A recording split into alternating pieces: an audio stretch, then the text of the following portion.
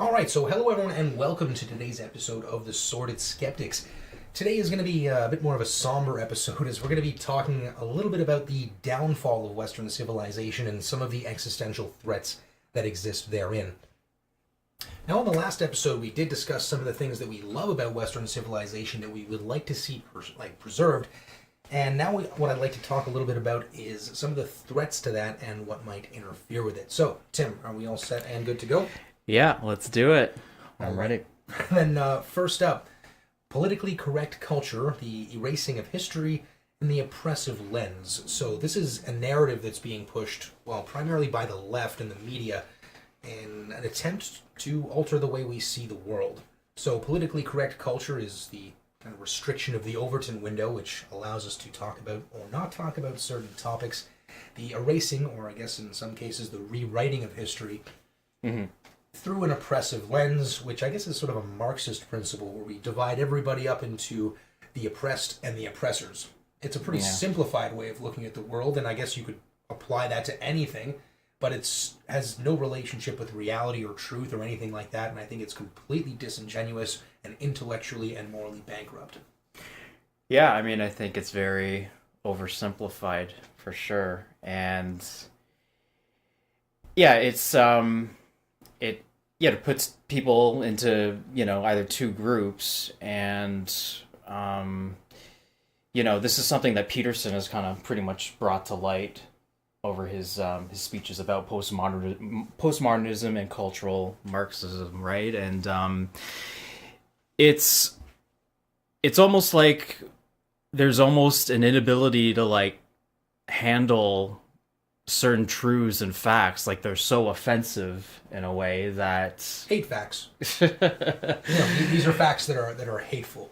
Sometimes. Yeah, and the truth burns at times, as we I think as anyone can agree, right? Yeah, and the truth can definitely be a painful experience for anyone going through it. So it's definitely not going to hold your hand and care about your feelings. And I'd say what really pisses me off is that there's this constant blame of current generation of white people for the past mistakes that maybe our ancestors made or people not even really related to us centuries ago. Yeah, and it's just so irrational to me. Yeah, right? And it's sort of like a sort of collective guilt by association, which I can only imagine is probably the most racist thing you could possibly do, right? Right. It's sort of like saying, well, if you're not allowed to say, I don't know, make an assessment of someone's character based on their racial group, why does that only apply if it's a white person? Yeah, it completely takes away any specific individual characteristics, and it just makes a very extremely broad stroke on a huge group of people, and to me it's just insane. And these are ideas that are being propagated today, and it's been they've been propagated in universities and academia for probably at least the last 20 years, even more so. Yeah, I would say, right? And I like how Tucker Carlson kind of he stood up to them. He stood up to this. He's had guests that he's talked to about this, and really stuck to his guns, which I really appreciate. And I think it's one of those situations where it's like, if you apologize to the mob, you're just sticking your neck in the guillotine, because it's sort of a damned if you do, damned if you don't. And I think Chris Cuomo, the dumber of the Cuomo brothers somehow, basically went after him and gave him this sort of catch-22, where it's like, well, you either admit what you did was wrong, and that therefore you're admitting you're a horrible person, or you don't admit what you did was wrong and therefore you're a horrible person because you won't admit it. Right. So there's really no out. So there's no point in apologizing to the mob. And what would you be apologizing to them for? Who did you wrong? The people that are trying to slander you? Come on, give me a break. Yeah. And I think what this is doing, this is an attempt, a conscious effort to drive a wedge between the groups of society in order to bring it down. Whether this is a conscious effort or an unconscious effort, I don't know. It's hard to say. But, I mean, look at the results. We're filming, or I guess recording this, just after the recent mass shooting in New Zealand, which I guess it does kind of hit close to home for me because my parents are currently in New Zealand on vacation. Wow. Fortunately, they're about 9 hours away, so completely unrelated. But it's one of these kind of situations where if you allow the identitarians to win and you allow them to take these concepts far enough, then I think violence is an inevitable result. I mean, what else is going to happen if you suppress people's ability to discuss ideas? And that's exactly what this shooter wanted. He wants a civil war. Mm-hmm. What better way to cause a civil war than to, I guess, push right on society's hot buttons? Mm-hmm. Yeah, for sure. And so, in committing one of the most heinous acts a human being could commit, I mean, he has a whole manifesto of exactly what he wants to get out of it. And he has contradictions and all sorts of things in there where people can read into it exactly what they want to read into it. He claims that, I like Trump in one part, and then he says he hates Trump in another part. So he's going to allow confirmation bias to basically dictate people's responses to that. So if you already are on the hate Trump side, then it's going to fall in line with that belief anyway. Right. And if you're not, well, no big deal, right? So people will get out of it what they want to get out of it, but I think it's disingenuous. Yeah, absolutely. To sort of say that, well, this was his motivation, and it's like, well, it's kind of convenient that his motivation happens to coincide with your political beliefs and what you hate as well, or what you love. And it's like, if everybody is looking at the same set of facts and coming to completely different conclusions, I think we have a pretty serious problem on our hands. Absolutely.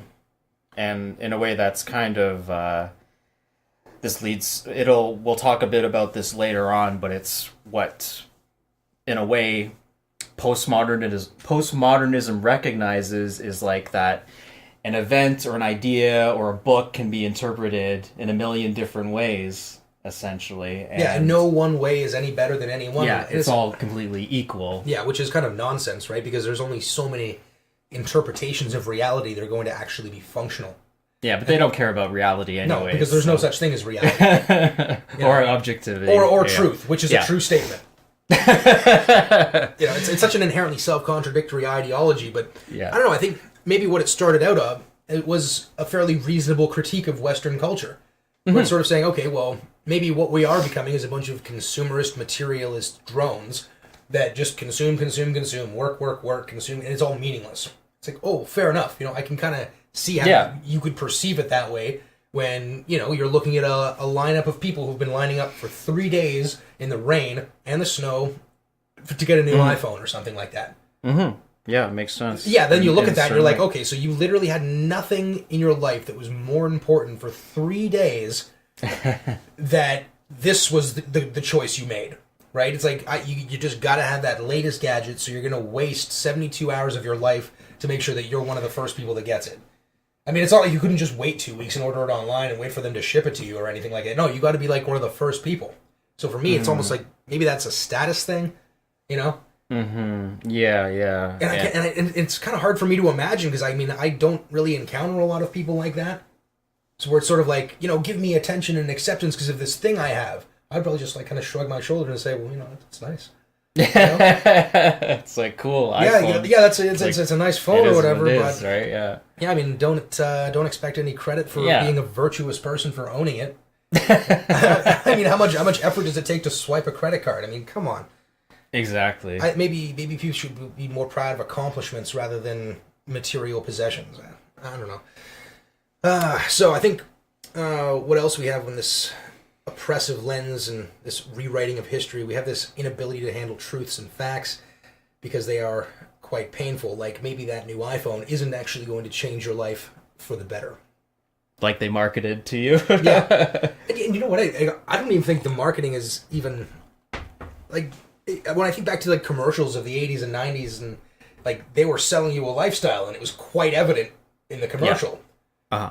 But now it's just sort of like pictures and music and sound and like, how Apple does those ads where it's like those sort of silhouettes in color and they'll mention some of like the new camera or something like that or the new display and some bullshit iterative update that's come along and it's like, oh, it's now maybe 20 more pixels per inch. Yeah, it's not really revolutionary. No, it's not usually revolutionary at all.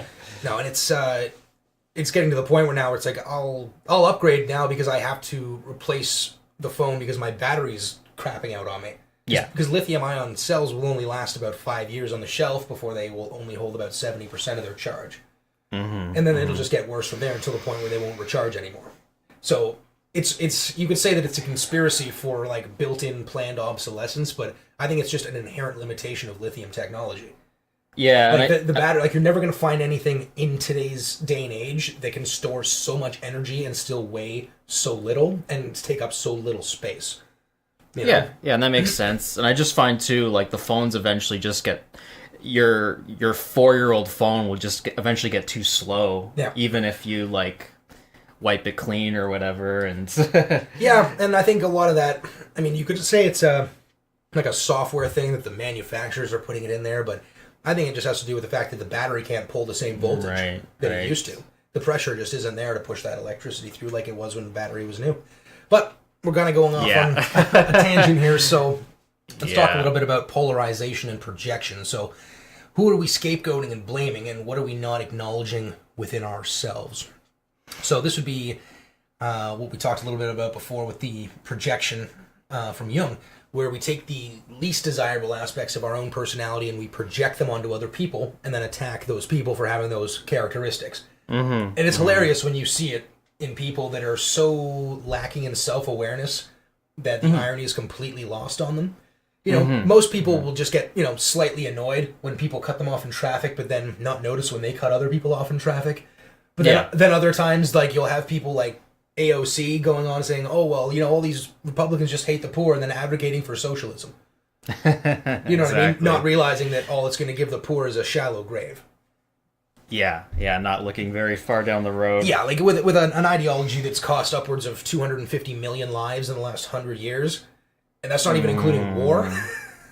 Like it's when we're projecting the shadow, we're not acknowledging the thing that's not being really talked about a lot, or something within ourselves that we're failing to acknowledge within ourselves, right? And even with this last shooting that happened in New Zealand, I've just noticed, so much back and forth between like Muslims and Christians, and I don't know. I feel it's just another kind of event that can just get more people riled up, more people resorting to like tribalism, essentially. It'd be called a flashpoint, and that's what he wants. But I mean, do we want to let this asshole be the puppet master? I mean, come on. Like, at the end of the day, what he wants is for the left to come out and say, well, look, here's another example of guns killing a bunch of people, so we're going to ban guns. And then the right is going to come back and say, well, yeah, but New Zealand has some of the most restrictive gun policies in the world. So it's almost like putting more laws in place isn't actually going to save lives. Right? And then the left is going to say, well, we don't want to think about it any further than that, so we're just going to come for your guns. And then the right's going to say, well, come and try. Right. And if the left is convinced enough that it can do that, and it wants to go to war over it, that I think is going to be the start of the downfall. Once they eventually say, well, we're just going to come and take your shit because, we know what's best for you, we know what's best for society, and you're not allowed to defend yourself. By force. Yeah, using guns, obviously. Which you would think that they would probably be against. Well, that's why gun control is such a retarded misnomer, because you can't control guns without guns. You need to have guns in place in order to take the guns of other people. And if you somehow think that's a moral outcome, well, I think you should probably take a look in the mirror. Exactly.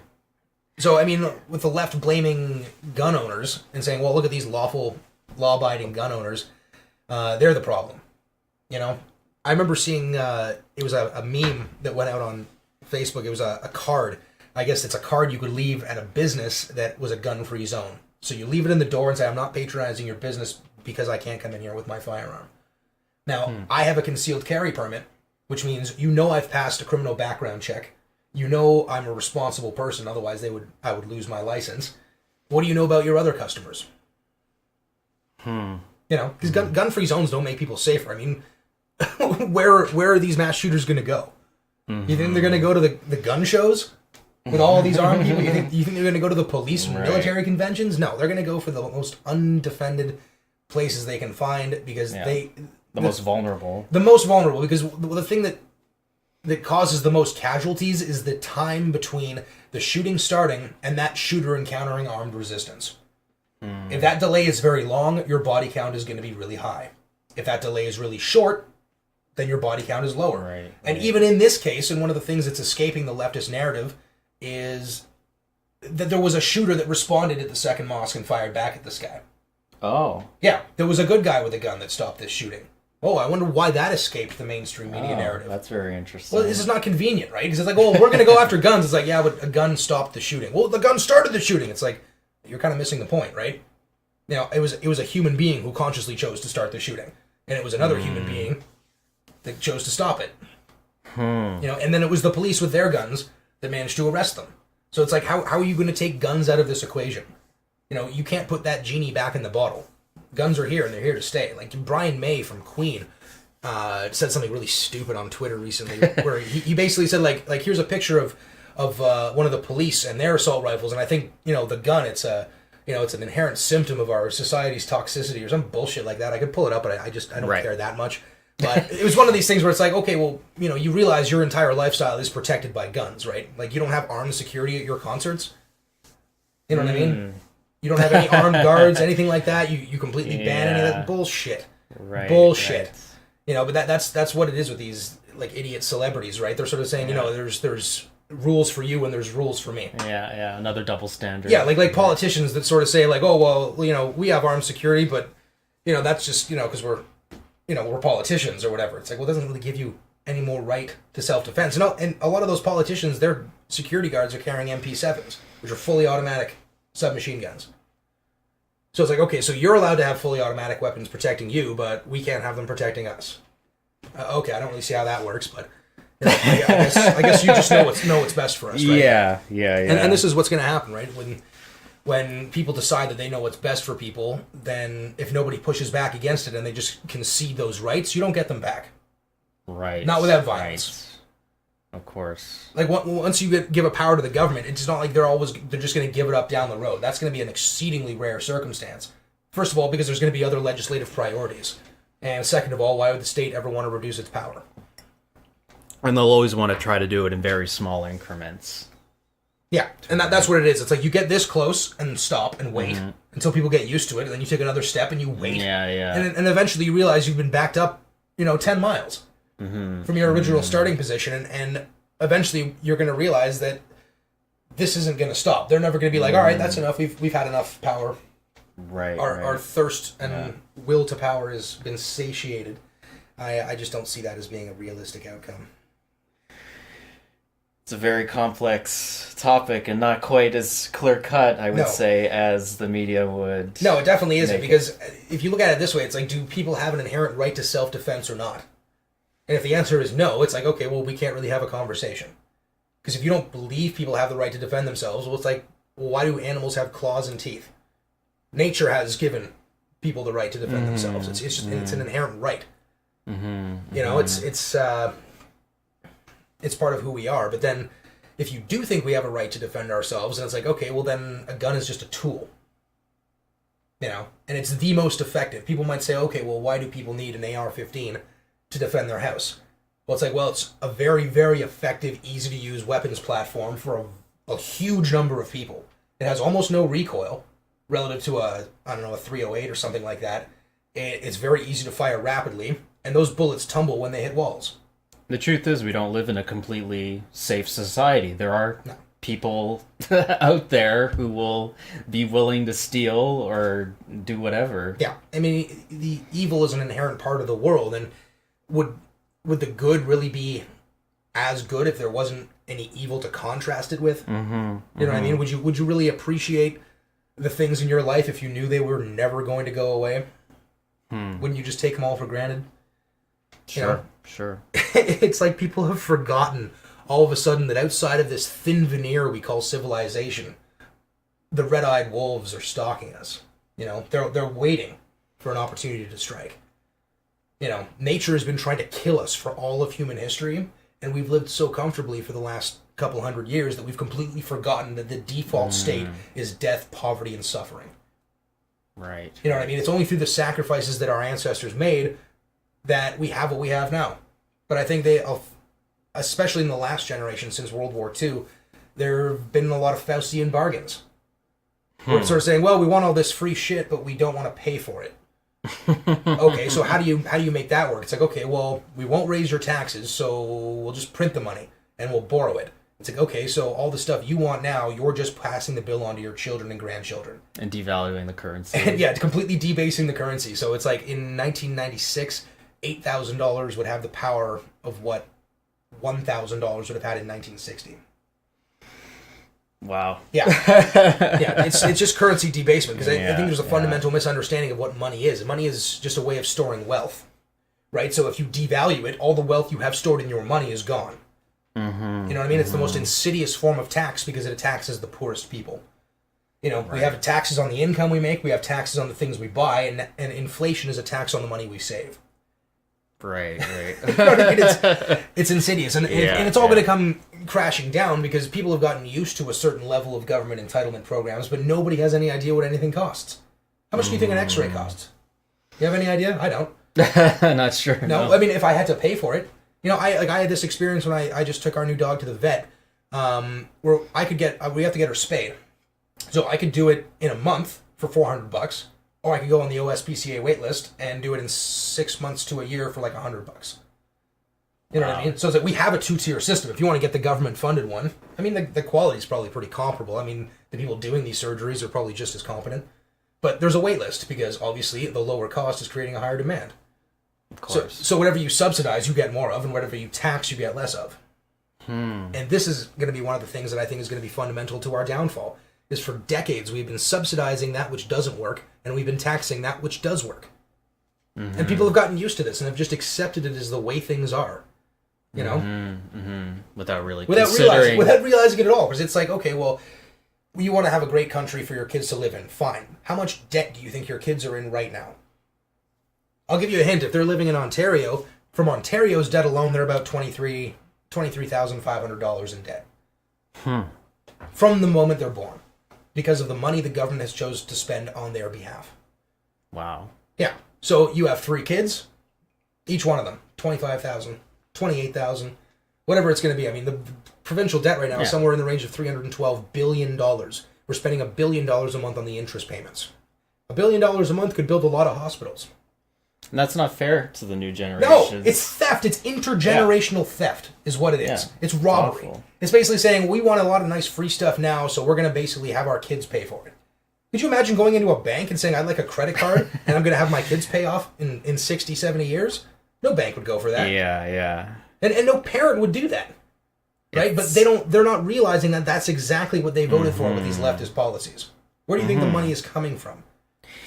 Yeah, exactly. And I think one of the key characteristics of being a human being is to forecast and also plan for the future, essentially. And if we value our children and the next generation as much as we say we do, as we claim to, then we need to really, have some integrity with those words. Yeah, and stop doing them such a disservice. Yeah, exactly. With all this nonsense. And what exactly are we getting in exchange for it in terms of our culture? We got shallow, destructive, and deceitful aspects all over the place, like the garbage movies and TV shows, the biased media, and especially garbage music too. Oh yeah, that too, and this shift to charisma over character.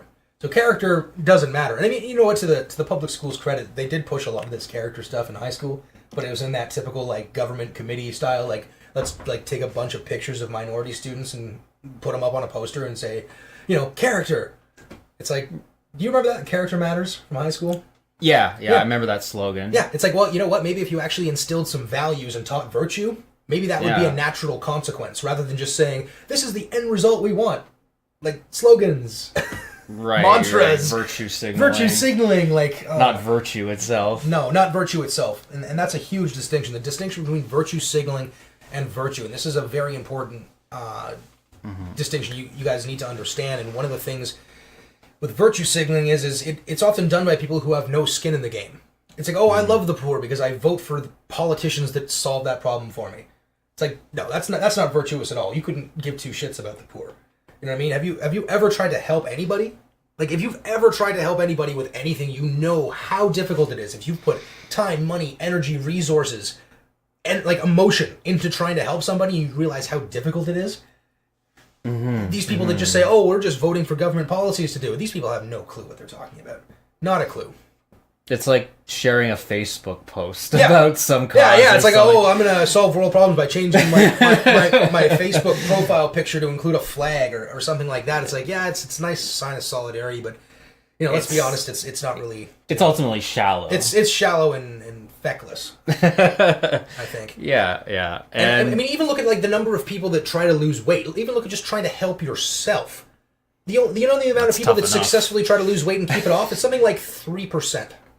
Oh, yeah. So if you can't even help yourself with something you know is going to benefit you in the future, and it'll make you feel better, and all the benefits are there right in front of you. If you can't even do it for yourself, what makes you think you can do it for someone else? And if you can't do it for someone else, what makes you think some unaccountable government bureaucracy is going to be able to do it on a massive scale?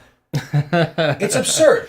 But people don't want to think about these kind of things, right? Because it's like, well, I could think about charity, or I could just have a government do it for me. And then I don't have to think about it. And I can pretend I'm virtuous because I voted for the right people. No, I say piss off to that. Yeah, I agree. No, it's completely shallow, and it's despicable. Yeah, and I just think, again, that we should really... just think about, like, what our movies, our TV shows, and our music, like, what are they really, like, saying to us? Like, what are they telling us about humanity? Are they really nihilistic about things? And there's just been a lot of ideologically infused media that's being produced. Yeah, like, you can never be a happy woman unless you pursue a high-power career. If you, quote-unquote, waste your life becoming a mother, then you're just going to be unhappy and miserable. Except all of the evidence appears to be to the contrary. Where the women who have their children in their 20s and then continue their career in their 30s and 40s and their kids are grown, they're doing great. Right? But these women who chose to freeze their eggs and just go for their high-power career, by the time they're in their 30s and 40s, they're not doing so great. They are not getting the fulfillment they want from their career. And why would they? You think you can, I don't know, push a bunch of papers around and it's going to give you the same level of fulfillment as raising a child? One of the most important tasks a human being can give another human being? We need people in order to continue the species, and if we don't have mothers raising children, we're screwed. And complete families. And with the complete father. families, because there has to be a transition phase where a woman will take an embryo, turn it into an infant, turn that infant into a child, but then you have to have a man turn that child into an adult. And some people might be offended by that, and you know what, there are a lot of single mothers out there that are doing a great job, but I'm talking about generalities. And this is another one of those IQ tests where if you talk about generalities and someone mentions a specific, they just don't know what the word tend means. Right. Because it's like, well, here's this general pattern. It's like, well, here's one example that it doesn't fit that pattern. It's like, yeah, what's your point?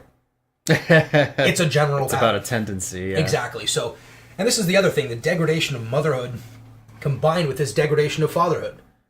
Where it's like, oh, well, men are just sperm donors. It's like, well, no. If you don't have men raising those kids, they're probably going to end up in prison. Look at the prison population and how many of those kids were raised without a father. Right. It's like 90%. Yeah, and if you don't have your father around, there's a very high chance of you to get involved with gangs, drug use, other addictions. Because you need something to orient yourself. Yeah, right? Some structure. Some kind of structure, right? And it's one of those things that I think if we don't have fatherhood sticking around and putting in the time, we're never going to get out of this. People are going to be like, you're competing with all these distractions, right? And the whole clean your room thing that Peterson talks about. Why is it that has all of a sudden taken off? And it's like, it's a cliche, but it's a cliche that nobody's heard in any serious way. Where it's like, I think maybe the way it is because like when you're told clean your room by your parents, it's like, oh well, they just want to have their house clean, and maybe that is the truth. But what Peterson is saying is like, no, you clean your room because it allows you to get a little bit of order in some area of your life that you can actually control. Yeah, he has like a psychological, metaphorical implication. Exactly. Because like your room can represent your psyche, essentially. Too. And it often does. Yeah. More often than I'd like to admit. Yeah. Do you know what I mean?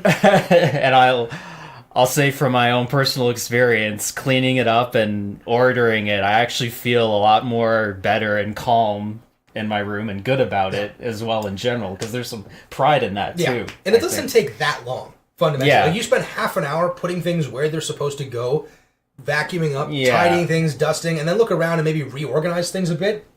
You can completely reshape that space.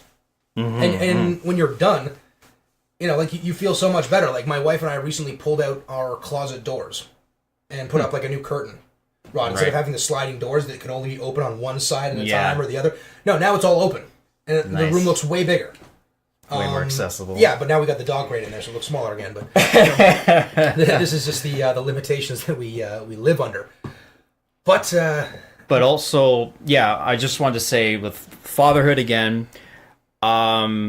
We're living in times with very high rates of absent fathers, whether by death or, you know, leaving the family or whatever.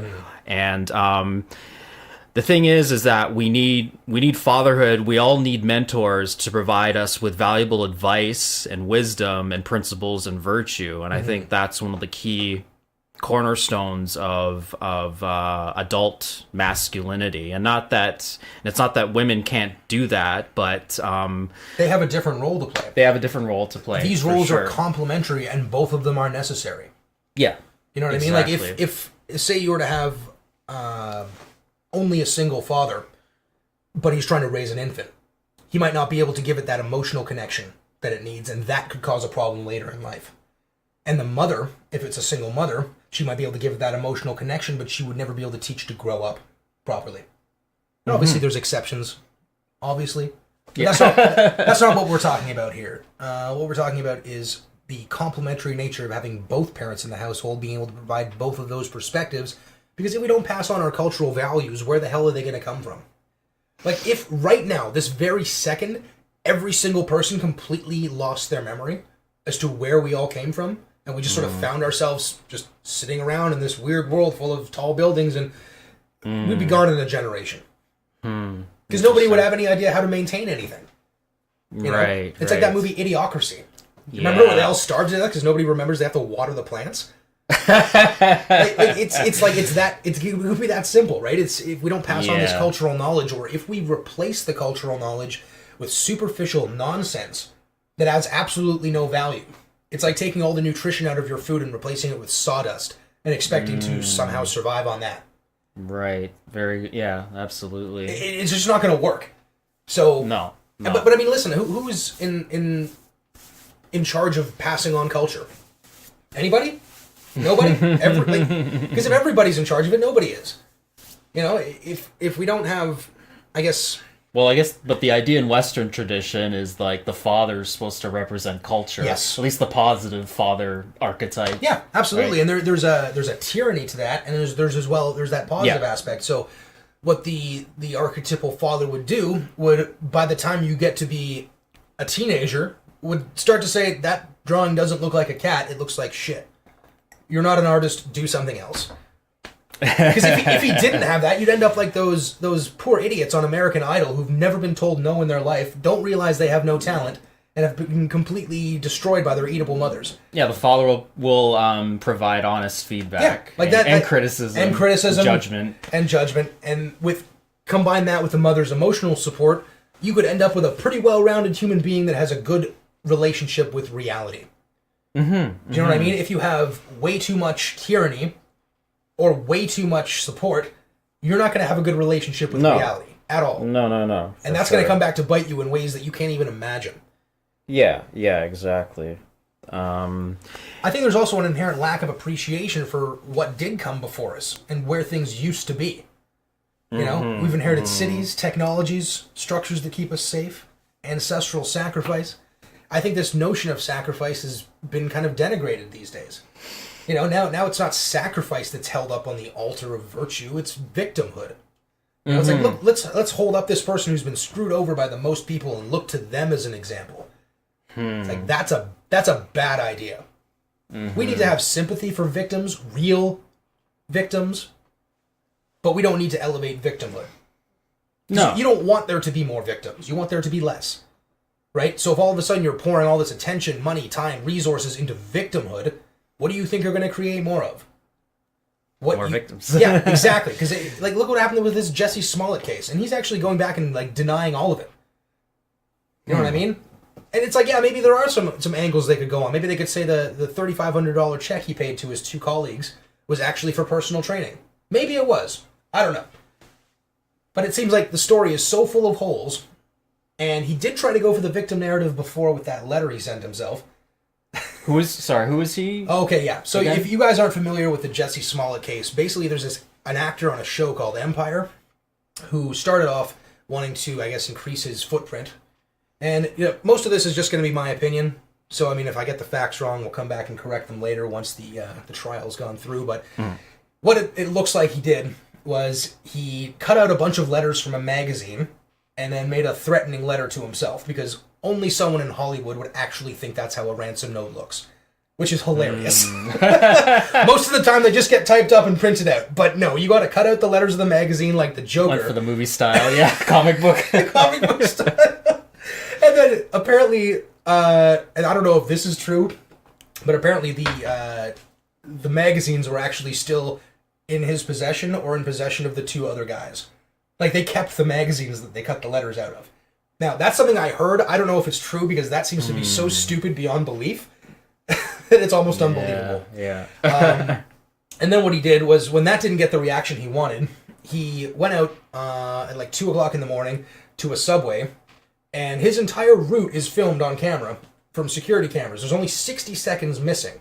And in that 60 seconds, he was allegedly jumped by 2 white MAGA hat-wearing Trump supporters who poured bleach on him and said, "This is MAGA country." Without realizing that, of course, this is Chicago at 2 o'clock in the morning, and it's like freezing cold outside. So apparently there are just roving gangs of white supremacists in Chicago, of all places. So there wasn't any actual proof? No. There wasn't. He called the police about 45 minutes after he got back to his apartment. He still managed to hang on to his Subway sandwich throughout the entire attack. Oh. And he still was wearing the noose when the police arrived. Okay, that's... Because that's what you do when you get, almost choked to death. You just leave the noose on like a necktie. And you keep that Subway sandwich sandwich for dear life while fighting off these other 2 guys. And I guess you just like wipe the bleach off or whatever else. And yeah, so they had security cameras of these 2 brothers going and buying all of the equipment, like the noose and the bleach and the MAGA hats. No other buffer items, just all the stuff they needed for the robbery in one shot. And it's all on tape and all this stuff. So the police are basically saying, yeah, you're lying about all this. So they took it to a grand jury, and the jury returned 16 indictable counts. He's looking at up to 40 years in prison. Wow. 40 years. And I think that's a pretty just punishment. It's like, you're going to use the symbol of a noose, you're going to try to degrade the stories of actual victims of violence in order to boost your own career. The guy's a sociopath. Yeah. I think he deserves to have the book thrown at him if this is all true. Wow. If somehow this nonsense story actually turns out to be correct, it's like, well, that kind of sucks for him, but I don't believe it for a second. Right. So it's like a false victimhood. Oh yeah, absolutely it is. I mean, he was showing the police where the cameras were for the attack, but what he didn't realize was the camera wasn't on, or it was facing the wrong direction. Yeah, it was facing the wrong direction, and the police thought it was kind of weird that he would point out the camera that would have filmed his own attack, because it seems way more premeditated. Like, oh, okay, so you just conveniently got attacked in a place that would be filmed on a security camera. Oh, okay. Oh, sorry, it actually turns out that security camera wasn't pointing in this direction. Sorry. Yeah, so I guess... sounds all very too convenient. Yeah, so this elevation of victimhood, I think, is going to be another one of the serious downfalls of our culture. Now, what about education? Well, it seems that... there's been a strong influence, at least when I went, and I think you can agree as well, strong influence of socialism and communism in our universities. Yeah. Which is pretty despicable overall. I think it's subtle. Like when I was in school between 2004 and 2008. And when I was in school, they actually relegated most of that socialist crap to the basement. Like, there was a certain section of campus literally. Literally, they just kind of just stuck it all in there. And all the other classes I had, like my philosophy class was excellent. I mean, they talked against all this socialist nonsense. So I mean, there were people in the school that were still a lot against this. But then when I looked a few years after I graduated, and now they're having all these like protests on campus and all this stuff, it seems like it completely went downhill after I left. And just remember that when Peterson was visiting, I think, was it Brock? And they had these like protests going on, and like, you know, they had the air horns while he was like speaking and stuff, and these nonsensical chats, and the tyranny of the shrill minority. Because this is what the left does. I mean, the right says, here are our ideas, we're going to fight your ideas. And the left is just like, no, we're going to shut you down. So you don't even want to fight the ideas. No, your ideas are hateful, we're shutting them down. It's like, well, if they're so bad, you could probably just debate them and prove how they're wrong, but they can't. So their only other option is to silence them. Now, with socialism, we knew under in the Stalinist regime, something like, 2 in 6 people, 1 in 3, they were informing for the government. So someone in your family could be and this an was, informant. Yeah, exactly. And this is, I think, something that they're pushing for now is like, the call-out culture and all this stuff. I mean, and look at how corrupt things got with this recent education scandal with that lady from Full House, where they're paying like upwards like $500,000 to cheat their kids into school. And you know what did you not hear about this? No. Oh man, this was brutal. There was something like 40 people arrested, like William H. Macy and all these actors and celebrities who had bribed their way to get their kids into like UCLA and Harvard and Yale and all this stuff. Because what they would do is they would have like guys on the inside that would write the tests for them or adjust the scores or do all this to basically get them into school. And you know what the worst part is? And this makes me laugh, is that none of these kids flunked out. Really? Even though they were completely unqualified to be there, none of them flunked out. Because that's what academia has become. There is no rigorous test of your intellect anymore. You just got to sit there and put up with it for 4 years, and they'll give you a piece of paper that somehow means something. Which means absolutely nothing now. Because anyone who has a university degree now, it means nothing. Because an employer is going to look at it and be like, well, I don't know if you bribed your way into school. I don't know if you were given certain concessions to take your tests in 8 hours rather than 45 minutes in your own private little room.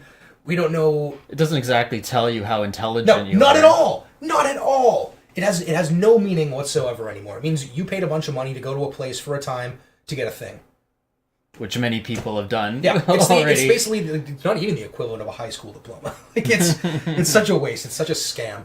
It used to be a lot more valuable, maybe and with our parents' obviously, generation. Yeah, and obviously, if you're going to go be a brain surgeon or a rocket scientist or an engineer, you go to university. You're not going to learn physics on YouTube. You might. you might. I'm just saying, like, there are certain professions where you got to jump through the hoops. You need that certification, and you got to get that learn knowledge it through an institution from the people who have that knowledge. Yeah. But it's also when you look at different types of learning or different fields of academia, they don't really relate to one another at all. Like someone who's really good at physics, they couldn't tell you a thing about being a doctor. Or a history buffer, or anything like that. Like, it's very, very specialized, which we need. Because this division of labor is what allows us to spread out and spread those services far and wide, right?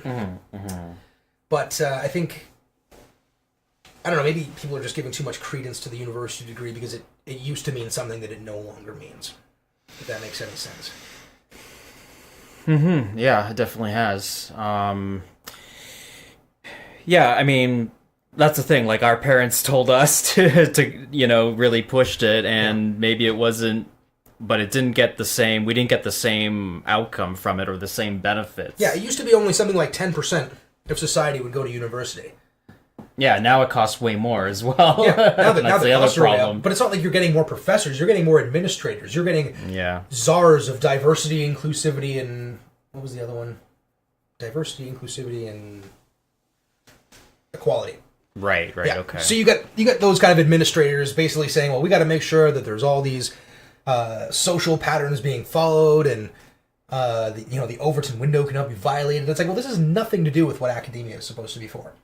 If it's going to cost you, $5,000 a year, which, I mean, like it doesn't cost as much as it does in the States, but our education is also heavily government subsidized. Right. And yeah. So it's basically become meaningless. Certain interests. It's a way of paying for your own indoctrination.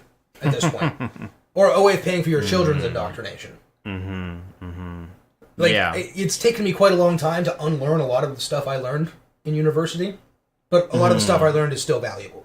Like the psychology, all that stuff is still fine. It's the politics. It's the culture. It's all that stuff, the social justice warrior nonsense that I've had to sort of unlearn and get out of, because I hadn't realized how brainwashed I'd been.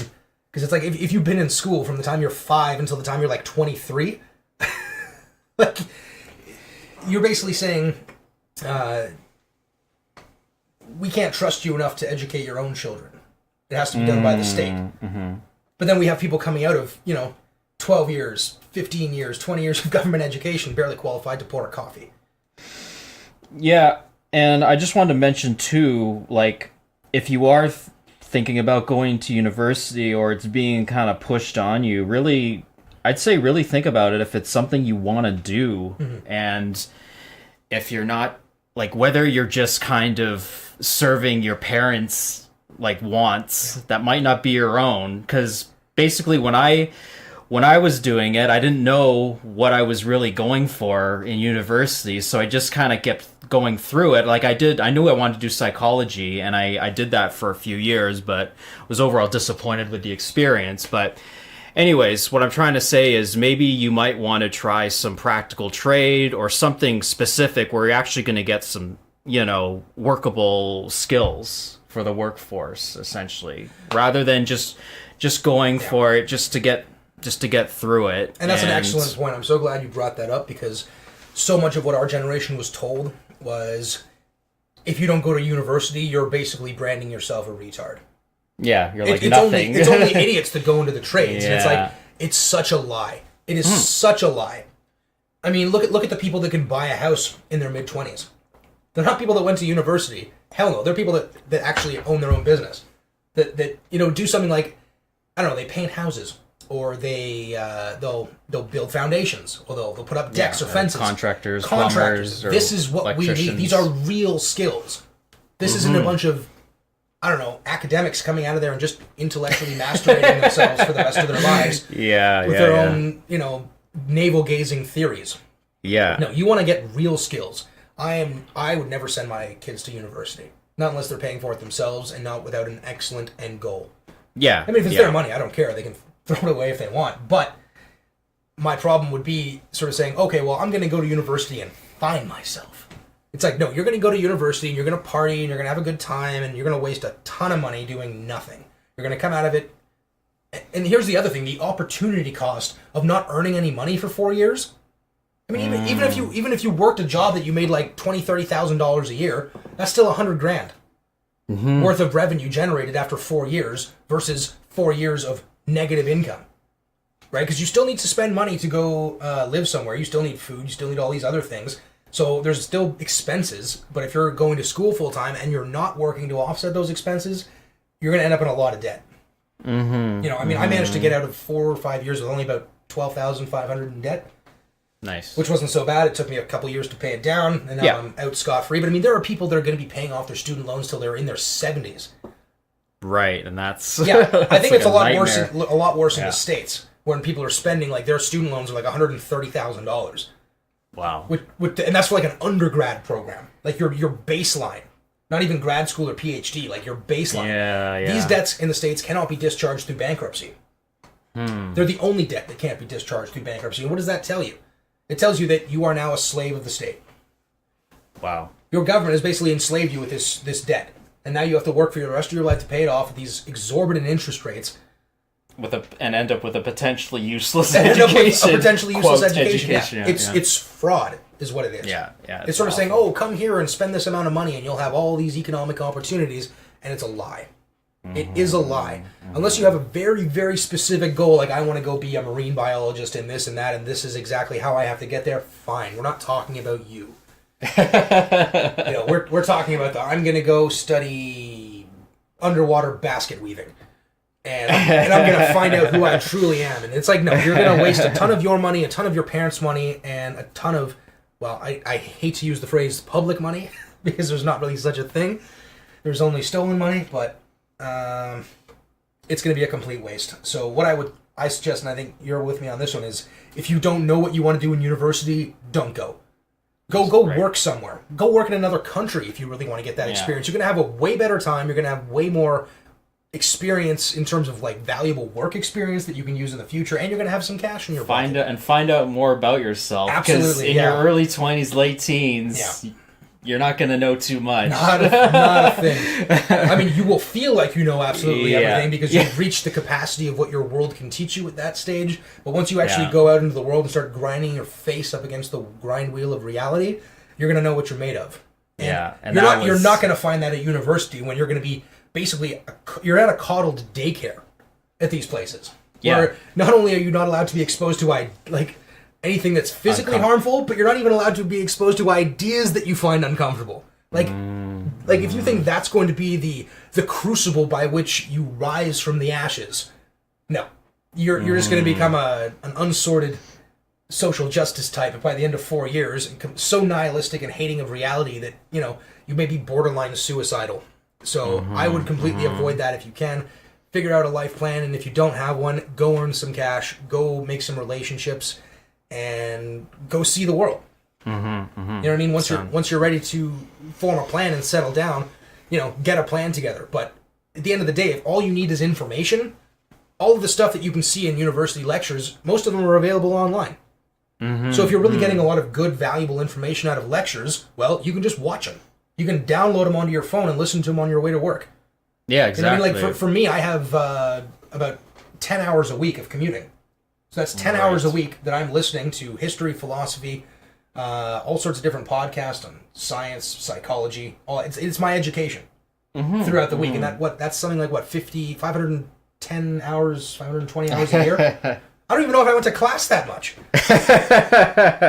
but the amount of that you can learn from the stuff that people are putting online for free, it's going to be way more valuable than anything you could find in a university lecture hall these days. Yeah, and see what you're naturally drawn towards. Yes, follow your curiosity. Do not follow your passion, because when was the last time following your passion ever got you anywhere but in a ditch? Okay. So, if this game is in fact rigged, orient others towards meaningless pursuits. So what are we doing here? Well, I mean, it's I guess it's a belief where where you think, the system of life is rigged. If this game is rigged, then who cares? Let's just go do hedonism because there's no other reason not to. This is a good point. More distractions, more video games, pornography, anything that gives you a dopamine kick, arguments on Facebook, social media, yelling at people on Twitter. Like, trust me, if you guys are in this point and you're finding yourself getting really depressed, one of the things I would suggest you guys try is a dopamine cleanse. So what you want to do is try to prevent the release of dopamine in your brain at all costs for 24 hours. No food. Okay, only drink water. The only thing you can do is walk or sit quietly. No music, no people, no video games, no distractions, no electricity. None of this stuff. Complete sensory deprivation. Wow. Do this for 24 hours and see how you feel the next day. See if that anhedonia goes away. Where this thing that used to be super boring is now exciting again. Because now you'll actually get a dopamine kick out of it. Like, do you think you can hit the dopamine button over and over and over and over and over again and not have some kind of refractory period? Right. So unless you dive into that refractory period as hard as you can, you might not ever come back up. That's a really good challenge, for sure. Try it. 24 hours. It'll probably be the hardest thing. 'Cause it's also a fast, right? Like, you're not eating anything either. You know what I mean? So your brain's going to be running wild. You won't know what to think of. You're going to try to find something to distract yourself, but the point is you can't. You can't distract yourself. You have to sit there and deal with it. And then if you can do that for a day, you'll probably feel a little bit more on the level the next day. And if you can keep the distractions to a minimum that day, and then the next day you're going to feel even better. And maybe then you can completely cut them out again and do another 24 hours. By the time the end of the week comes around, you're going to be feeling back to normal. It's funny you mentioned this because, I've been using a lot of dating apps like Tinder and OkCupid and Grindr? Plenty of Fish. Oh wait, that's the sorry. That's the gay one. No. Not that there's anything wrong with that. Yeah, no. But anyways, I've just realized like how addicted I am, and it's just the nature of like swiping left and right, I think, and also getting a match. Because when you get a match, I think that's a pretty big dopamine kick too. But then I wonder, like, I've just been wondering myself, okay, I'm not getting too many matches, but I'm still automatically picking up my phone, opening these apps, and going through it, I guess for the hope of finding it. The anticipation. And in a way, I kind of hate it. Like, I hate, like, this addiction in a way, but yeah, it's an interesting conflict, so... Yeah, like, man, I do that too. I mean, I made the mistake of putting, I guess, my Facebook icon right on that, like, the bottom row of my Android phone, where, like, your phone, it's like, so it's, like, my primary go-to. Very accessible, yeah. Oh, man, like, I'll go on there, and all of a sudden, like, I'm in a chat for, like, the town that I live in, so whenever there's drama going on in the town, like, this person's like, man, I went to this one business, and it was total shit, and then all these people come out like, hey, I've been there, and it was fine, what the hell are you talking about? Who are you talking I'm just like, oh my god, this is amazing! Like, because it's like, it's real drama, and it's right in front of me, and it's actually people that live near me, so there's this weird addictive element to it, and yeah, I gotta take it easy with that shit sometimes. I mean, I haven't had to go so far as to get one of those app timer limitation things to keep that to a minimum. But honestly, if we don't keep our dopamine secretions under control, we're going to be led along by the nose by whatever gives us the biggest kick.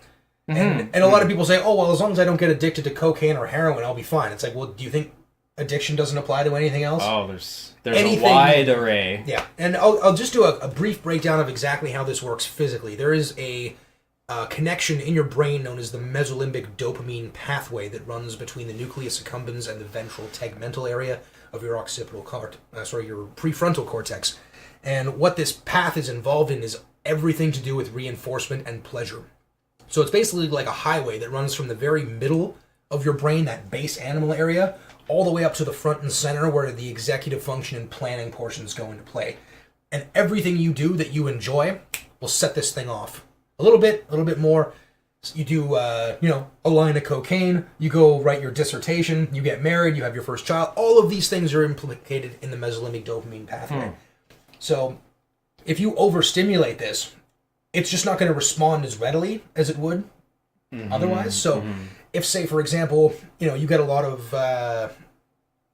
pleasure out of creating music or writing poetry. If you then go and do a bunch of cocaine, that stuff won't be able to compete. The cocaine will be way better. So the question isn't why do people do drugs. The right question is why are people doing drugs all of the time? Right. So if you were to do that, the reason why that's so dangerous is because it completely destroys the pleasure you get from everything else in your life. However, if you were to cut it out, go through that refractory period, then all of a sudden, this stuff is now enjoyable again because it's giving me that little kick. But if you don't guard this resource very carefully, your motivations can be easily manipulated by other people. And if it's overused, you're screwed. Not only is it going to be less enjoyable, everything else is going to be less enjoyable. So, I don't know, maybe it's important to sort of have a certain time of the day or maybe a time on the weekend or, I don't know, some other time of the week you can work out where you can just deprive yourself of all dopamine stimulation to allow those levels to come back up. Do you know what I mean? I think that might be a healthy way for people to restore their sanity somewhat. Take some time with just yourself, no TV, no music, no podcasts, just sit kind of in silence for a few minutes with your own thoughts. Right. With no stimulation, so that the next time you get stimulation, it's way stronger because you've been deprived for so long. Doesn't exercise stimulate your dopamine levels in a way too? In a way, I think. Or is that more? I think that comes as the endorphins, like that runner's high that people get, and I think it's a way of dealing with the pain and the damage you cause your body when you exercise, which you need to do in order to get stronger.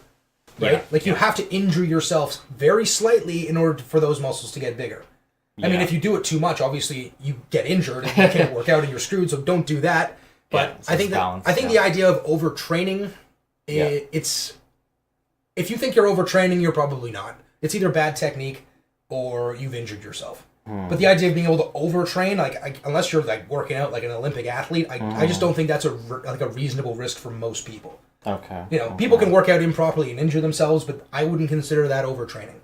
Okay. Overtraining would be working out properly, and then you start to see a decline in performance. But to get to that point, you gotta be pushing it way beyond Like what was it Jocko and other Navy SEALs have talked about this when they go through Hell Week and Buds, where people's belief about how far they can push themselves, they think their max is somewhere around 40%. So when you think you're pushing to the absolute limit, you're only at about 40% of your actual capacity. Wow. Yeah. That's insane. Yeah. So if your life was on the line and you really had to push, there's still a lot of reserve in the tank, but the brain knows that it has to cut you off early in order to maintain that reserve. Right? Like if you didn't get tired when you were working out and all of a sudden your muscles just fail, like that would be a bad solution to an organism trying to get stronger. Right? You'd want to have something that stops you before that point so that you don't injure yourself and basically become prey to whatever predator wants to take you out.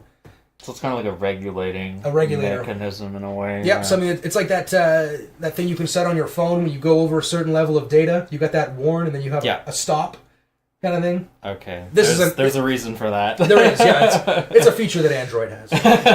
No big deal. Nice. All right, so anyway, I want to go to our next next topic we got here is our own lack of self-awareness and unsortedness and a lack of care for our future self. Now, I guess one of the things that started turning me towards the more religious aspects or the spiritual aspects and away from our more secular or atheist things was this pervasive feeling that I was screaming at myself from the future through the sands of time to my current self and saying, stop screwing around. Get yourself fixed up. And so you don't have to stupidly suffer in the future. I don't have to stupidly suffer in the future. And it's a very weird feeling, being yelled at by yourself in the future. And I these are just the only words I can use to describe it. Well, I think you can come to that point, too, when you finally recognize, okay, things aren't going as good as they could be, and I know there's a serious problem here, and I better reorient and fix whatever I can within myself. So and I think it's important to be conscious of that. Like, what is going to happen if you don't sort yourself out in the next 5 years? If all of your bad habits were to completely take over you, what would things look like? Be in a much worse place. You'd be in hell. You would be in hell. And what if? That's one of the exercises Peterson incorporates in his past authoring suite, right? Which reminds me, this would be a perfect segue to do like one of those affiliate marketing things. Like, use offer code Sorted Skeptics for 20% off your next. Oh, one of these days, Tim, we're going to be pros. We'll have to look into that for sure. It's the future, this affiliate marketing thing. And anyways, we were talking about addiction, so it might be a good idea to take an inventory of what you're addicted to and just finally have it, on a piece of paper or just so you're conscious of it at least, right? Because that's at least the first step to trying to control these things. Exactly. What is it that you miss doing when you're not doing it? Figure out what it is that's controlling you. You know what I mean? Or whether you're controlling it. Yeah. And honestly, the fewer substances that control you, the better. You know what I mean? You're not really going to be at any sort of advantage by being, I guess, needing these substances, right? So if you have some kind of chemical dependency, that's a vulnerability. And if that chemical ever becomes unavailable, you're going to be in a world of hurt, right? So it'd probably be better to lose that dependency. Yeah, it's weird. And for me, on a personal note, I've been tapering off an antidepressant called Cipralex, an SSRI, and I've been feeling kind of irritated these last few weeks, and that's part of one of the withdrawal systems. And it just makes you wonder, like, what this stuff is really actually, doing to you. And I know about that to a certain extent, but I know that feeling, it kind of can freak you out in a way too, right? Do you feel yourself getting irritable and some of the dark fantasies start running through the mind a little bit? Yeah, about a little bit. Stuff you could do and stuff you could get away with as a way of expressing and manifesting your anger? Yeah, I've had those thoughts too, and it's kind of terrifying. But I also, when how we talked about the shadow in the last episode, or the couple episodes ago, that's one of those things where it's like the shadow needs to have a voice. Yeah, exactly, and that's why I started boxing classes, and it's been fantastic. Yeah, or somebody cuts you off in traffic, and the shadow says, "Yo, we could probably kill that guy and get away with it," and you got to be like, "No, we're not going to do that." But that thought's still going to pop up, right? And you got to hear it and be like, "No, we're not going to do that." And the shadow will be like, "Your loss." Yeah, exactly. Or you could like express it. You could like express it by like swearing to yourself, maybe at least, so it has a little bit of an outlet. It gets a voice, but it's acceptable Yeah. at the time. Yeah, but with Whereas- that darkness has to have a seat at the table. Yeah, You know? exactly. 'Cause if you It deny has it, to- yeah, if you deny it a seat at the table, it's just going to find another way of ruining your dinner party. yeah, and it's That going was to. a good metaphor, Tim. Come on. No, it's true. That's very good. Yeah, the shadow has to have a voice. It's gonna, let's say the shadow will unconsciously force you to flip the dinner table Yeah, exactly. over without you even knowing it until later on. Yeah, and we don't want to do that because other people want the dinner table to stay where it is. People need to eat. Yeah, they need order. Yeah. So to bring it back to our own lack of self-awareness, if you don't know where these feelings are coming from and you don't explore it, the next thing you're going to want to do is just to suppress the feelings. And that's where you start getting into the substance abuse, the distractions, the video games, the pornography, all these kind of things. Mm-hmm. And you know what? In and of themselves, probably not super harmful. Mm-hmm. But combined in aggregate and based on what the problem they're solving, it's a band-aid solution. Mm-hmm. You know what I mean? And this is one of the things that also kind of helped turn me over to the more religious side. I look at these religious people, they don't drink, they don't do drugs, they don't play video games, they don't watch pornography, and they seem to be happy as a pig in shit, for lack of a better term. Who are these people? How is this possible? How did you pull that off? Yeah. They're like, oh, well, you know, we just believe this and that, and this is how we look at it. It's like, what? And you don't need any drugs for that? Maybe there's something to that, Tim. I don't know. Like, if they're able to get through all that on, you know, in their own heads without any external distraction, and they're still super happy, like, I don't know why anyone would denigrate that. Like, that seems to be pretty enviable to me. Like, yeah, no one really talks about that too. No. Like, and I remember like the straw mans that we used to get from other atheists in that community would sort of be like, oh, well, these people are just deluding themselves into happiness.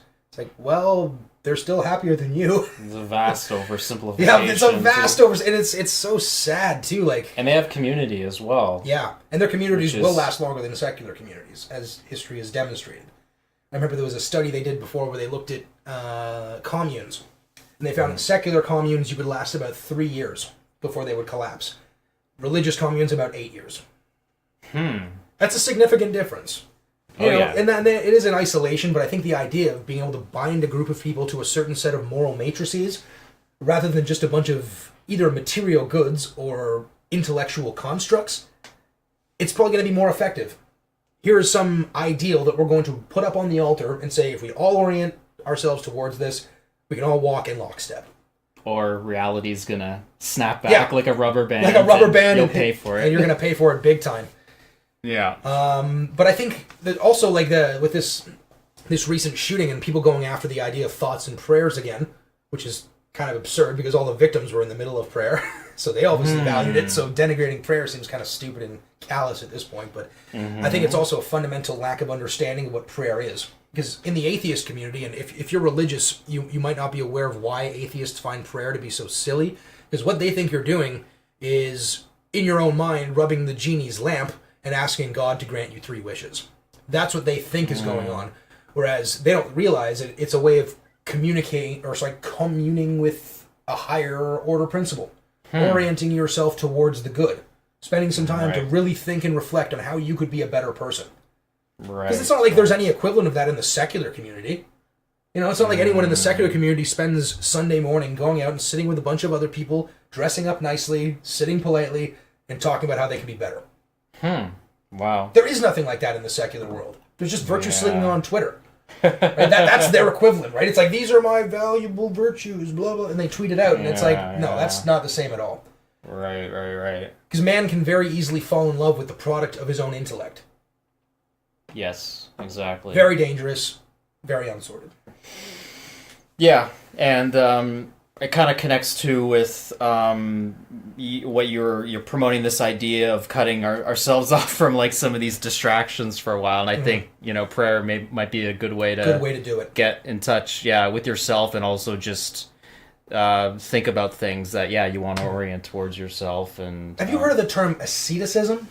Yeah. So an ascetic lifestyle would be like one of those. That's sort of what we're talking about. Like those no dopamine stimulations whatsoever. Very, very Spartan accommodations, simple garb, simple food, ascetic lifestyle. Yeah. So for them, if they were to eat an orange, it would probably be like the most amazing thing in the world, because their other lifestyle is so bland and vanilla that, well, vanilla would probably be a bit of a stretch because that's quite a delicacy. But think about it. Imagine if you could get the same pleasure from an orange you could from sticking your face in a pile of Scarface cocaine. Wow. Could you imagine? But how would you get to that point? You'd have to live a pretty ascetic lifestyle for that contrast. But nobody's going to do that, honestly. Yeah. And I probably wouldn't recommend that either, because it seems a little on the extreme side to live that way. But maybe a vacation there for 24 hours or 48 hours might be good for us. In the same way we go to a spa to sit in really, really hot water, followed by really, really cold water, followed by a bunch of steam, followed by just hot air. All these different ways of opening and closing the pores. Yeah, it's like that discipline. For the mind. It's discipline, essentially. Yeah. And that's partly why I took the boxing classes, because it just came aware to me that I'm lacking that in certain ways, and I really need some sort of routine activity that might even give some voice to the shadow, even get me in contact with other people, meet other people, and also, provide some relaxation, actually, and get those endorphins. You know how much more relaxed you could feel if you had a conscious awareness that you could kill other people with your bare hands? Think about it. It's like, would you be sitting around all anxious and fearful for your life if you knew that you got a pretty good chance of winning in a fight? Right. You probably feel a lot more relaxed. You feel a bit more secure in yourself. Yeah, absolutely. If someone starts talking shit and trying to rile you up, it won't get a rise out of you. So why would it? It's like, what's this guy going to do? Yeah, exactly. But if you think maybe he could beat you, maybe the fear starts to come up, maybe the anxiety starts to come up, maybe you start getting more reactive and defensive. But if you know this guy doesn't stand a chance, you'll probably just laugh and be kind of amused by it, right? So wouldn't that be a much better place to be for everybody? Yeah, rather than being fearful and anxious. If everybody knew that nobody was a threat to them, not in the sense that they're harmless, but in the sense that they have a sword that is sheathed and that could be unsheathed at any time, I think it'd be a lot more relaxing for people. And this is another thing that I want to point out as well about testosterone. A lot of times this is a chemical that gets thrown around as being a chemical of aggression, where that's only a half-truth. People that have higher levels of testosterone tend to be a lot more calm. Oh.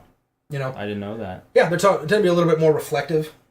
A little more... but it's this distinction where if you think strong men are terrifying, just wait till you encounter a weak one. Think about that. Weak men are going to be way more dangerous to you than strong men. Because strong men have no reason to harm you, because you're not a threat to them. But a weak man, everyone's a threat to them. Yeah. So if my advice to men would be get strong. Get really strong. And a lot of our problems are going to go away. You know? I think, and besides, I mean, right now, I mean, the way the Pareto distribution works for mating is women are skimming off the top 80%. Now, that's what they're looking for. And right now, 78% of men in Canada aren't exercising. So you start working out, you're already in the 80%. Nice. That's all you have to do is just start exercising, and you're already in the top 20%. Yeah. That's it. Because when you look around at what your male competition is, it's pretty sad a lot of times. You know, there's a lot of strong men out there, and a lot of them are, already married, kids, good to go. But there's also men that are in their 40s and 50s still complaining about the same shit they did in high school. And women aren't interested in that. Women aren't interested in victimhood. So they want guys who are going to do something about their problems. And here's another thing I want to point out about this, and this is directed more towards the male feminist types. Why you'd be listening to this podcast is completely beyond me. But to all the male feminists out there, women aren't that stupid. They see you as the sexual predators that you are. You know what I mean? You might think that, I just support women's rights and all this. It's like, women don't buy it. And think about it this way. If you were to say... tell a woman, I believe in the rights of all women. I want to have resources given to all women. A woman's going to say, okay, well, I'll just go find a man that'll just give them to me. Right? Because women don't want you to spread your resources around to other women. They want to bond with you. Right? So it would be like if a woman went around saying, oh, man, I love sex. A guy might be like, oh, sick. This is awesome. Maybe I'll get to have sex with this woman. And then she's like, I want to have sex with all of the men everywhere. And he's like, oh, well, this might not be a good long-term strategy. In the short term, yeah, maybe. And it's the same. Flip it around with women. A woman will say, oh, this guy supports women's rights. That's awesome. I could probably get along with this guy in a conversation. But I'm probably not going to invest in him long-term, because if all women are the same, then I'm just as good as any other woman. So unless you're willing to give a woman that specificity and that attention, she's going to have nothing to do with you. So these male feminists that go around saying, oh, I just support the rights of all women. You realize the way women take that is either, one, you're just trying to sleep with them and you're a sexual predator and you think they're stupid enough to believe it. Or two, the second that she invests in you, you're just going to go give your resources to a woman who's more victimized. You know, in the same way, a man wouldn't want to invest in a woman that's going to sleep around. A woman does not want to invest in a man who's going to spread his resources everywhere. Right? And that's the thing. Women who actually did that were ostracized from, like, the town. Yeah. And that's the mechanism we used to have. Yeah. To keep sexuality under control. Because this is a great relearning that we have to go through now. Because it's like, well, what happens if we just have unbridled sexuality? It's like, well, let's find out. And this is where we are. You know, ruins the bonding capabilities. Yeah. You have people that are completely incapable of bonding or pair bonding at this point because they've slept with so many people. And this is on the men and the women, but it's way worse for women. Because women have way more of a stake in their sexual selection than men do. And they also have a much shorter timeline. Was it Molly you said by the time a woman's 30, 80% of her eggs are gone? Wow. So these women that think that they can wait till they're 40 and 50, they're going to be in for a hell of a shock. And it's tragic that they've been lied to like this, right? And you don't want to be in a relationship where you're going to get cheated on, because from my own experience, it really, really sucks. So be very careful who you're engaging in a relationship with. Yeah, be selective and court for marriage, I think is important. Because at the end of the day, if all you're looking for is a long-term or a short-term strategy, then you probably shouldn't be dating at all. You should probably be either hiring prostitutes, because if all you're looking for is sex, why don't you just pay for it? Or just go to the Tinder things and just do these shallow hookups. But also realize the price you're paying for that. Yeah. It's a steep price. Absolutely. So, did you want to go on to nihilism? Yeah, so nihilism, this is the idea that life and morals mean nothing.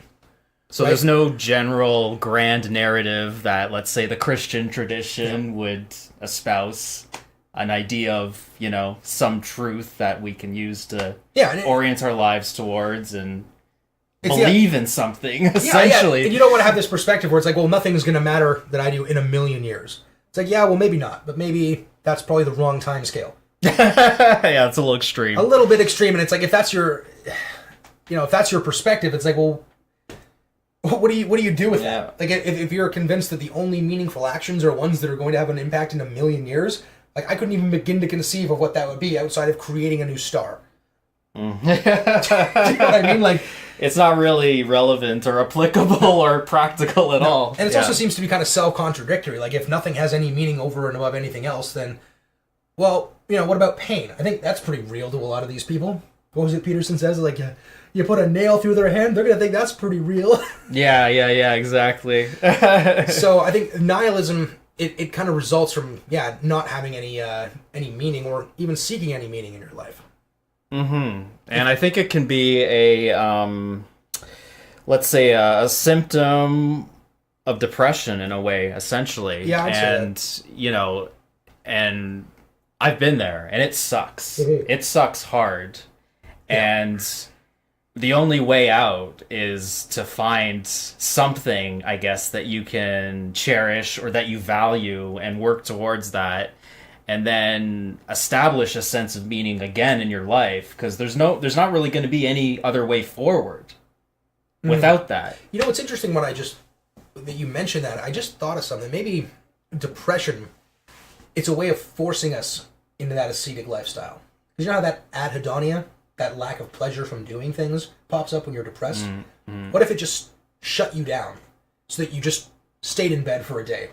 Let those dopamine levels come back up, so when you emerge back into the world, you can actually seek meaning. That's interesting. Because think about it, if you were nihilistic, like, I've been there. Like, I've been so depressed that, like, I can't do anything, right? Yeah, you don't want to. We've both been there. So, say, for example, you're like, okay, well, I need to play guitar in order to write a song so that I can, orient myself towards something more meaningful than just sitting here watching TV. Fine. But when you're depressed, you don't want to play guitar. Okay, so maybe you take a couple days off, let those dopamine levels come back up, and then when you do play guitar, at least it gives you an avenue out. Right? That if you didn't take the time off, you wouldn't have had. Now, the threat here is engaging in those distractions and hedonism, because those will keep those dopamine levels low. Right? It's like, well, I almost had the dopamine levels necessary to pick up that guitar and write that solo, but I picked up the PlayStation controller instead. And by the time I was done, I was so depleted, I just went to bed. And the next day, I was so depleted, I couldn't be bothered picking up the guitar, and I just picked up the controller again, took a break to watch some pornography, maybe go eat some junk food, do some drugs, then go right back to it. And then the next day you're like, well, now I feel like shit. It's like, well, obviously you feel like shit. Not only is your brain chemistry totally depleted, but you also did nothing important with your life in the last 24 hours. Yeah, it can be a very vicious cycle unless you change that routine. Yeah. And I think the only way to break it is to really sink into that depression and do nothing. And it takes time, unfortunately. Yeah. And it can feel a lot longer. Yeah, so if you were to take the time off to let those levels come back up, and then you were to do something that is meaningful, like playing an instrument or learning a language or something like that, and you also omit those dopamine spiking distractions and allow those levels to come back up and focus what you're passionate on, something that's meaningful. Right. And I think this is going to be the only way that we can preserve what we have. Because at the end of the day, if all we're competing for is who's going to have the next best distraction, we're screwed. Yeah. We're going to be outcompeted by societies that have some way of orienting themselves towards a higher purpose. You know what I mean? Like, you've seen the Islamic people moving into Europe. Europe has no defense because they don't have any structure that gives them meaning. The Islamists do. The Islamists also don't drink. So their minds are more focused. They also have stable marriages, and they have a lot of children. So this is going to be a population replacement. Wow. And at this point, it's hard for me to even say that would be bad. You know what I mean? If we get outcompeted, we get outcompeted, and I'm not sure there's anything we can do about that. Because if our culture is degraded to the point where it can't even survive, what are we trying to save? What are we trying to save? What do conservatives want to conserve? The system we have now? The system we have now isn't working and is going to collapse. Oh, it sucks. Yeah. So there's no point in conserving that. And these other people have a system that's like, well, we like to spend time with our families, we don't drink, and we like to pray. It's like, well, that's sort of like Christianity, but it's a little different. Right. So it's like, if you feel threatened by that, and, some people obviously feel threatened enough by it to go and shoot up a mosque, then maybe we should start stepping up our own game. Absolutely. We don't need to attack other groups of people to preserve our own. No. Not at all. All we need to do is realize that we better start orienting ourselves towards something a little bit more meaningful than the Oscars. Or what's on CNN tonight. Or what's going on at the White House. Nobody cares. Yeah. Nobody should care. Yeah. For sure. At least relative to, how you're doing, how your family's doing, how your community's doing. These things are far more important than worrying about what the Kardashians are doing. Within your own sphere of influence, exactly. Yeah. Or watching some reality show about mob boss wives. Yeah, exactly. It's crazy. We don't need a conspiracy theory to say, oh, well, there's some, George Soros type who's putting all this distraction on us to destroy our... It doesn't even need to be that way. We'll do this to ourselves. We will do this to ourselves. Yeah. Because it's basically the equivalent of cultural suicide, is what we're committing right now. This isn't cultural homicide from Muslims. This isn't them coming in and saying, we're taking over. No, the problem is we have no alternative to what they're saying. We have no way of creating more meaning. Yeah, so that's very good point. We can sort of commit this collective cultural suicide and just let everything go down the drain and, come what may. But I don't think that's going to be a good idea. I think that's egregiously irresponsible to the sacrifices of the people that came before us. And we have to acknowledge that we inhabit the corpse of our culture. We are responsible for revivifying it. And if we don't, well, I guess all we can do is sort of say, well, we tried. We spoke the truth as best we could, and now we can document the decline.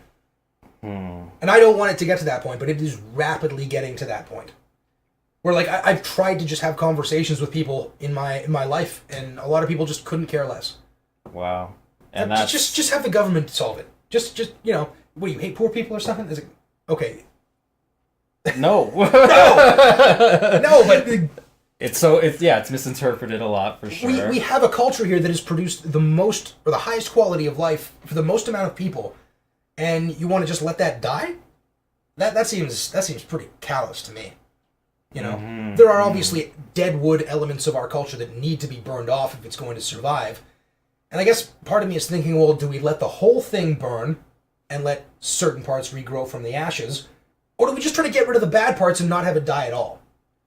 I don't know what the better solution is going to be. Because if everything collapses, the dollar, the government, social cohesion, law and order, if everything breaks down, we go back to basics. Wow. So would you say at least one thing to do is have a strong connection with, let's say, the important things of the past, whether it's in religion or culture or psychology or family values or, these things that orient us towards a meaningful life. Yeah, that transcend our suffering. Yeah. But think about it, what do we have now that transcends our suffering? Paxil? Zoloft? TV? Used in higher rates. Social media?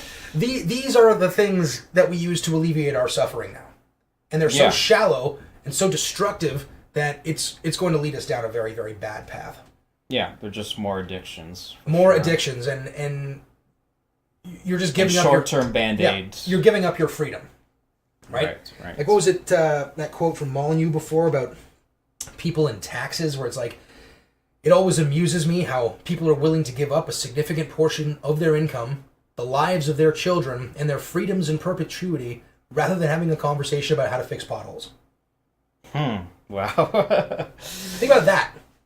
You know, where it's sort of and I gotta say, potholes are a pretty big problem, not just in the city. It's crazy. Yeah, up here, you gotta watch out. You gotta know where they are, like, because they'll pop your rim. Like, my wife lost a rim on a pothole a while ago because I guess she hit it so hard it bent the rim, which allowed all the air to escape out of the tire. The tire actually survived, but the rim was destroyed. That's how bad some of these potholes are. But like, look what Domino's did. You see, like, Domino's Pizza that went around in some town in the States and, like, literally went around and fixed the potholes and put a big Domino's logo where they fixed. It's like, that's amazing. Really? It was like a libertarian wet dream. It was insane. Wow. That's actually pretty awesome. Because it was such an effective meme, right? Where it's like, well, how are we going to fix the roads? And it's like, here's a private company fixing the roads, using their own profits to do it. And it's like, yeah. But here's the thing. I mean, it'll cost the government money to fix people's cars. Right? Because we actually billed the town for the cost of the new rim, and they paid it. So it's like, okay, well, the system has Band-Aid solutions that kind of work, but, you know, maybe we could figure out something better. For sure. I just wanted to say one more counter-argument to nihilism is, wouldn't you want to prove by the end of your life that you actually had some positive influence on your family members, your friends, maybe your community, or maybe even a bit further past that, you know? That would be nice. Yeah. I mean, isn't that a pretty nice thing to strive for as maybe like a life objective? And yeah, so, I mean... What else do you have to do that's better than that? You have nothing better to do. At all. Yeah. I mean, change my mind. It's like, okay, you want to go, I don't know, play some game? You're like, that's going to be more valuable? Like, come on. You know. Do you want to keep filling the voids? Filling the potholes of your own soul. These... Yeah. To segue back. So you're going to have a life that's filled with all these potholes and just ignore them? Or maybe just have your life be one big pothole? I guess that's kind of a drug reference as well. I think we're getting pretty good at this, too. Yeah. Or you want to take some action and actually do something about it. Like, it's obviously tough in the beginning, but, you know, once you get started and gain that momentum, it does get better. And then one thing leads to the next, you know? And yeah. So I guess we want to do our last portion here. Yeah, closing remarks. What do you think? Now, Do we this could be a whole episode in and of itself, but Preview just segment. wanted to skim on certain aspects of postmodernism, which again Peterson talked about, and he got me interested in this topic very much. And if you don't know about it, it's basically like a philosophy, but also a culture theory.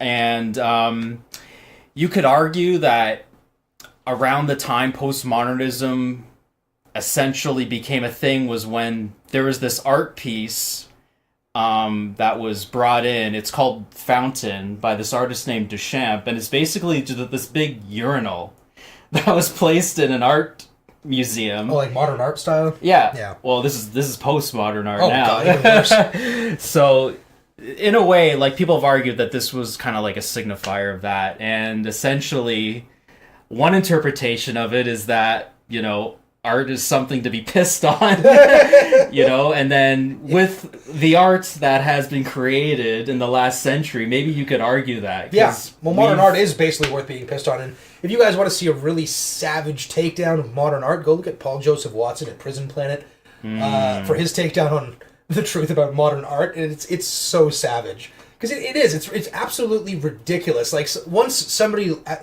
just to test it out, they put their glasses on the floor, and they stood there and they looked at it, like they were really contemplating. And a bunch of other people came around and they thought it was an exhibit. Or there was this other guy who was always like, he'd have one hand on the wall and one hand on the floor, and he'd always just take these different positions. It's completely, self-regarding, navel-gazing, narcissistic bullshit is what modern art has become. There's no need for talent, there's no need for a message, there's no need for any transcendent archetypal themes. It's just whatever you feel like is art. Yeah, very chaotic stuff. And I guess when you say modern, you mean like the current. Yeah. What? Because modern is before, postmodernism too, right? I don't imagine the post makes it any better. If modern art was bad, going beyond the bad is going to just be worse. I think that's the definition of worse. Yeah. But anyway, sorry, I just wanted to say too, if you're interested about this topic, integral theory talks a lot about postmodernism and the positive and negative aspects about it. And like we mentioned before, there's an overemphasis on subjectivity. So an overemphasis, let's say my own thoughts and feelings about something are the things that matter the most in the most extreme sense. And we disregard objectivity. Complete disregard. Even science is oppressive according to, science is just a tool of the patriarchy and whatever. Yeah. As I complain about it on my iPhone. And the moral relativism. And it leads to moral relativism too, which is a very, very awful thing in most senses. Morality has to be objective, otherwise morality ceases to have a meaning. Right? If it's not an objective standard, it's just a subjective preference. Then it can just be whatever. Then it's just whatever. Then it doesn't have a meaning. Then it's like, what do you mean when you say moral?